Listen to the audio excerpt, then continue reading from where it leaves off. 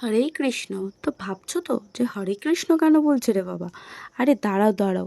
আরে বাবা, মায়াপুর এসছি, মায়াপুর এসে হরে কৃষ্ণ না বললে হয় নাকি? ঠাকুর পাপ দেবে তো।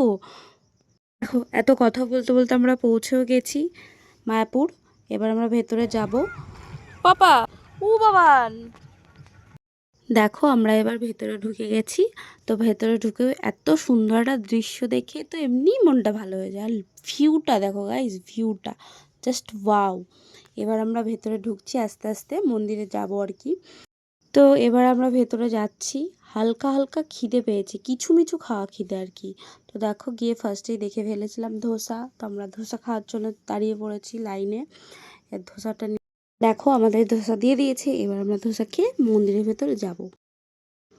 আমরা ধোসা খেয়ে এবার মন্দিরের দিকে চলে এসেছি। তো এবার আমরা যাব দুপুরের খাবার, যে কুপন দেয় সেই কুপন কাটতে। তো আমরা আর কি খোঁজ করছিলাম কোন জায়গাটায় একটু থালি সিস্টেমের খাবার দেয় বা ভালো প্রসাদ দেয়। তো খুঁজতে খুঁজতে আমরা চলে এসেছিলাম। তারপরে আমরা শুনলাম গদা ভবনে ভালো প্রসাদ দেয়। তো গদা ভবনের টিকিট কেটে আমরা চলে যাব এবার লাইন দাঁড়াতে। সামলাচ্ছে এই যে আমাদের পালের গোদা মুরব্বি মুরব্বি মানুষ। দাঁড়িয়ে আছে। বলো, দেখো ভিড়টা কেমন। দেখো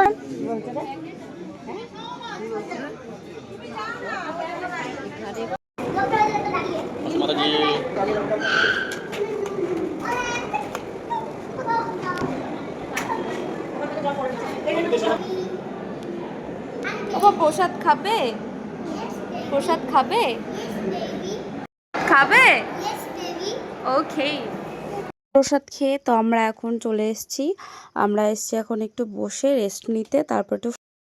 তো দেখো আমরা এখন মায়াপুরে এসে মুড়ি মাখিয়ে খাচ্ছি। এর মধ্যে আছে নিমকি, পেঁয়াজ, ধনেপাতা,